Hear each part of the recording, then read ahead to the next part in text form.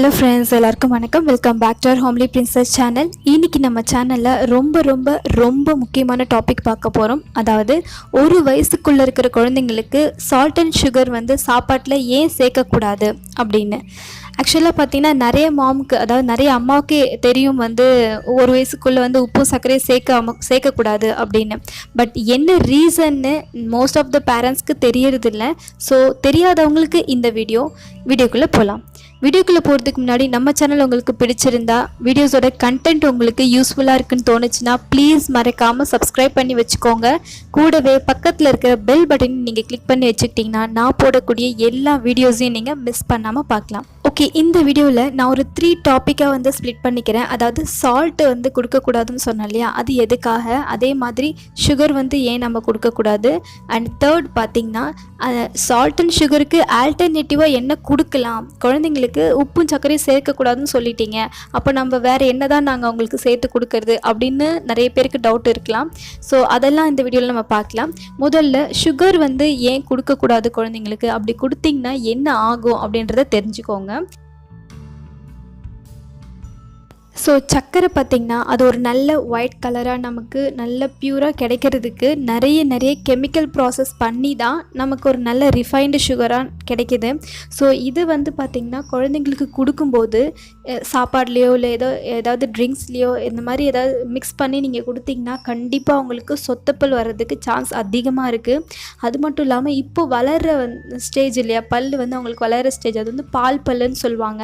இந்த டைமில் நீங்கள் அதிகமான இந்த மாதிரி ஒயிட் சுகர் நீங்கள் ஆட் பண்ணிங்கன்னா குழந்தைக்கு கண்டிப்பாக டயபெட்டிஸ் ப்ராப்ளம் வந்துடும். அதாவது சீக்கிரமாகவே, அதாவது இந்த ஸ்டேஜ்லேயே நான் சொல்லலை, ஒரு 8 வயசு 10 வயசு இந்த மாதிரி ஸ்டேஜ்லேயே பார்த்திங்கன்னா கண்டிப்பாக நிறைய பேபிஸ்க்கு இப்போ ரீசெண்டாக டாக்டர் சர்ச் பண்ணதில் பார்த்திங்கன்னா நிறைய குழந்தைங்களுக்கு டயபெட்டிஸ் ப்ராப்ளம் இருக்குது அப்படின்னு. ஸோ நம்மளே நம்ம குழந்தைக்கு இந்த மாதிரி வியாதியெல்லாம் வர வைக்கிறதுக்கு நம்ம காரணமாக இருந்துடக்கூடாது.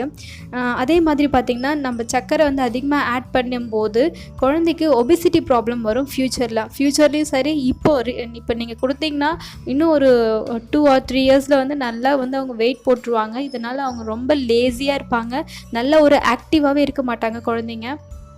எப்போ பார்த்தாலும் சோர்வாக உட்காந்துருக்கிறது, இல்லை எந்த ஒரு ஆக்டிவிட்டீஸ்லேயும் ஈடுபடாமல் இருக்கிறது, இந்த மாதிரி குழந்தைங்க ரொம்ப டல்லாக ஃபீல் பண்ணுவாங்க. ஸோ நீங்கள் சர்க்கரையை முடிஞ்ச அளவுக்கு அவாய்ட் பண்ணுங்கள் ஒரு வயசுக்குள்ளே இருக்கிற குழந்தைங்களுக்கு. இந்த உப்பு பார்த்திங்கன்னா ஒரு வயசுக்கும் கம்மியாக இருக்கிற குழந்தைங்களுக்கு நீங்கள் சாப்பாட்டில் சேர்த்து கொடுக்கணுன்னு அவசியமே கிடையாது. ஏன்னா நீங்கள் கொடுக்குற, அதாவது 0 to 6 month பேபியாக இருந்தாங்கன்னா கண்டிப்பாக எப்படி அவங்க தாய்ப்பால் தான் குடிப்பாங்க, அப்படி இல்லைன்னா ஃபார்முலா மில்க் குடிப்பாங்க. இது ரெண்டுத்துலேயுமே குழந்தைங்களுக்கு தேவையான உப்பு அதுலேயே இருக்குது. ஸோ நீங்கள் வேறு எந்த ஒரு ஐட்டம் நீங்கள் கொடுக்க போகிறது இல்லை. 6 month to 12 month வரைக்கும் தான் நீங்கள் சாலிட் ஃபுட் கொடுக்க ஸ்டார்ட் பண்ணுவீங்க. அந்த டைமில் பார்த்திங்கன்னா நீங்கள் சால்ட் அண்ட் சுகர் ஆட் பண்ணவே வேண்டாம், உப்பு முக்கியமாக சேர்க்காதீங்க. உங்களுக்கு ஒரு சின்ன எக்ஸாம்பிள் சொல்லணும்னா, நம்ம பெரியவங்க இல்லையா, நம்மளே உப்பு அதிகமாக சாப்பிடும்போது அதை கரைக்கிறதுக்கு தண்ணி அதிகமாக குடிக்கணும், நிறைய ஃபிசிக்கலாக ஒர்க் பண்ணணும். நம்ம உடம்பு நல்லா ஒர்க் பண்ணால் தான் அது வேர்வை வழியாக உப்பு வெளியேறும். அதே மாதிரி நீங்கள் தண்ணி குடிக்கும்போது யூரின் வழியாக வெளியேறிடும். சரியா? இது குழந்தையால் பண்ண முடியாது, நிறைய அவங்க பாடி அதுக்கு சப்போர்ட் பண்ணாது. ஸோ நீங்கள் ரொம்ப குட்டியான கிட்னி, அவங்களுக்கு அந்த கிட்னி அஃபெக்ட் ஆகிறதுக்கு உப்பு நிறைய காரணமாக இருக்குது. ஸோ அந்த காரணம் நம்மளால் வரக்கூடாது, அந்த ரீசன் நம்மளே உருவாக்கி கொடுக்கக்கூடாது. முடிஞ்ச அளவுக்கு நீங்கள் உப்பு சேர்க்காதீங்க. நிறைய பிரஸ்ட் ஃபீட் பண்ணுங்கள். 6 மாதத்துக்கு மேலே நீங்கள் என்ன பண்ணுறீங்கன்னா நேச்சுரலான ஃபுட்டாகவே கொடுங்க. அதாவது ஃப்ரூட்ஸ் கொடுங்க, பியூரி மாதிரி செஞ்சு கொடுங்க, ஆப்பிள் பியூரி, பொட்டேட்டோ பியூரி, இந்த மாதிரி நிறைய செஞ்சு கொடுங்க. நிறைய டிஃப்ரெண்ட் வெரைட்டிஸ் இருக்குது சாப்பாட்டில், அந்த மாதிரி நீங்கள் கொடுங்க. இது நான் ஏன் சொல்கிறேன்னா, 6 மாதத்துலேருந்து 1 வயசு, அதாவது 12 மாதத்துக்குள்ளே நீங்கள் கொடுக்குற சாப்பாடு அவங்களுக்கு அதோட டேஸ்ட் என்ன, அதோட ஃப்ளேவர் என்ன அப்படின்னு தெரிஞ்சுக்கிறதுக்காக மட்டும்தான் நீங்கள் கொடுக்குறீங்க. ப்ளஸ் அவங்களுக்கு ஹெல்த்தியாகவும் இருக்கணும், வேறு எதுவுமே இல்லை. குழந்தை வந்து சாப்பாடை வந்து வேண்டான்னு சொன்னாங்கன்னா வேறு ஏதாவது ரீசன் இருக்கலாம். அதுக்காக உப்பு இல்லை, சர்க்கரை இல்லை, அதனால தான் வேணான்றாங்க அப்படி நீங்கள் நினச்சிக்க கூடாது. ஒருவேளை வந்து ரொம்ப ஃப்ளேவர் வந்து அதிகமாக இருக்கலாம், இல்லைன்னா அவங்களுக்கு வயிறு வந்து அப்செட்டாக இருக்கலாம்.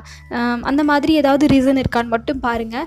உப்பு இல்லை, சர்க்கரை இல்லைன்னு நம்மளா வந்து ஏற்படுத்தி கொடுக்குற ஒரு விஷயம் தாமே தவிர குழந்தைங்க வந்து அதை எதிர்பார்க்கல. அவங்களுக்கு அது தெரியாது, உப்பு போடல சர்க்கரை போடலன்னு அவங்களுக்கு தெரியாது. நீங்கள் வந்து முடிஞ்ச அளவுக்கு உப்பு சர்க்கரை இல்லாமலே, முடிஞ்ச அளவுக்கு இல்லை, நீங்கள் அவாய்ட் பண்ணுறது ரொம்ப பெட்டர். ஸோ நீங்கள் அதுக்கு இதெல்லாம் வந்து ஆல்டர் பண்ணுறதுக்கு என்ன மாதிரி ஃபுட் வந்து அவங்களுக்கு கொடுக்கலாம், என்ன சாப்பாடு வந்து செஞ்சு கொடுக்கலாம், எந்த மாதிரி சால்ட் அண்ட் சுகருக்கு பதில் என்ன கொடுக்கலான்றதை இப்போ பார்க்கலாம். நிறைய பழ வகைகளில் பார்த்திங்கன்னா பப்பாளி பழம், வாழைப்பழம், ஆப்பிள் இந்த மாதிரியான பழங்களில் நீங்கள் சாப்பாட்டில் சேர்த்து கொடுக்கும்போது குழந்தைங்களுக்கு தேவையான சுகர் கண்டென்ட் கிடைச்ச மாதிரி இருக்கும், ப்ளஸ் ஹெல்த்தியாகவும் இருப்பாங்க, ஸ்கின்னுக்கும் ரொம்ப நல்லது குழந்தையோட ஸ்கின்னுக்கு. ஸோ இந்த மாதிரி பழத்தில் கிடைக்கிற ஸ்வீட்னஸ்ஸே போதும். அதே மாதிரி ட்ரை ஃப்ரூட்ஸ் கொடுக்கலாம், டேட்ஸ் கொடுக்கலாம், பேரிச்சம்பழம், எக்கு நீங்கள் வந்து இன்ட்ரடியூஸ் பண்ணுங்க. 8 மாதத்துக்கு மேலே எக்கு இன்ட்ரடியூஸ் பண்ணலாம். சுகருக்கு பதில் வந்து பேரிச்சம்பழத்தோட சிரப் சேர்த்துக்கலாம், அதாவது டேட் சிரப்னு சொல்லுவாங்க இல்லையா, அது மாதிரி நீங்கள் சேர்த்துக்கோங்க. இல்லைன்னா வெல்லம் சேர்த்துக்கோங்க, நாட்டு சர்க்கரை, இந்த மாதிரி ஐட்டம் வந்து நீங்கள் சேர்த்து குழந்தைங்களுக்கு சாப்பாட்டில் கலந்து கொடுக்கலாம். அதில் வந்து நிறைய வந்து அயன் கண்டென்ட் இருக்குது, குழந்தைங்களுக்கு நல்ல ஒரு இம்யூனிட்டி பவர் வந்து டெவலப் ஆகும். ஸோ இந்த மாதிரி கொடுங்க. அப்படி இல்லைன்னா உங்களுக்கு அடிக்கடி செய்யணும், அடிக்கடி டேட் சிரப் செய்யணும் அப்படின்னு உங்களுக்கு ரொம்ப கஷ்டமாக இருந்தால் ஒரு 1 வீக் இல்லைன்னா 2 வீக்ஸ்க்கு ட்ரை ஃப்ரூட்ஸ் பவுடர் வந்து செஞ்சு வச்சுக்கோங்க. இது ரொம்பவே உங்களுக்கு யூஸ்ஃபுல்லாக இருக்கும். எல்லா சாப்பாட்லேயுமே நீங்கள் கொடுக்கும்போது ஒரு ஸ்பூன் நீங்கள் வந்து ஆட் பண்ணி கொடுத்தீங்கன்னா ரொம்ப புஷ்டியாக வளருவாங்க குழந்தைங்க, ரொம்ப ஹெல்த்தியாகவும் இருப்பாங்க. அதே மாதிரி குழந்தைக்கு நீங்கள் கொடுக்குற சாப்பாட்டில் அடிக்கடி வந்து ஜீரகம், பெருங்காயத்தூள் இந்த மாதிரிலாம் அடிக்கடி சேர்த்துக்கோங்க. இதெல்லாம் நீங்கள் சேர்க்கும்போது அவங்களுக்கு நிறைய வந்து டைஜஸ்ட் ஆகும், சீக்கிரம் செரித்து மறுபடியும் அவங்களுக்கு பசி அதிகமாக எடுக்கும். ஸோ நல்லா சாப்பிடவும் செய்வாங்க. அதே மாதிரி ஏலக்காய் பவுட்ரு எதாலையாவது சேர்த்து நீங்கள் கொடுத்தீங்கன்னா அதுவும் குழந்தைங்களுக்கு ரொம்ப பிடிக்கும். ஏதாவது ஸ்வீட்டு இல்லைன்னா மில்க் இது மாதிரி ஏதாவது செஞ்சு கொடுக்கும்போது சும்மா ஏலக்காய் ஃப்ளேவர் கொடுத்திங்கன்னா நல்லா சாப்பிடுவாங்க, நல்லாவும் இருக்கும். இந்த மாதிரி நீங்கள் வந்து ஃப்ளேவர் ஆட் பண்ணுங்கள். ரொம்ப வந்து மசாலா ஐட்டம்ஸ் எதுவும் இப்போதைக்கு சேர்க்க வேணாம், அது 1 வயசுக்கு மேலே ஆனதுக்கப்புறம் கொஞ்சம் கொஞ்சமாக இன்ட்ரடியூஸ் பண்ணிக்கோங்க. ஓகே ஃப்ரெண்ட்ஸ், இந்த வீடியோ உங்களுக்கு ரொம்ப யூஸ்ஃபுல்லாக இருந்திருக்கும்னு நான் நினைக்கிறேன். பிடிச்சிருந்தா ஒரு லைக் பண்ணிவிட்டு உங்கள் ஃப்ரெண்ட்ஸ்க்கு ஷேர் பண்ணுங்கள். நெக்ஸ்ட் வீடியோவில் பார்க்குறேன். பாய்.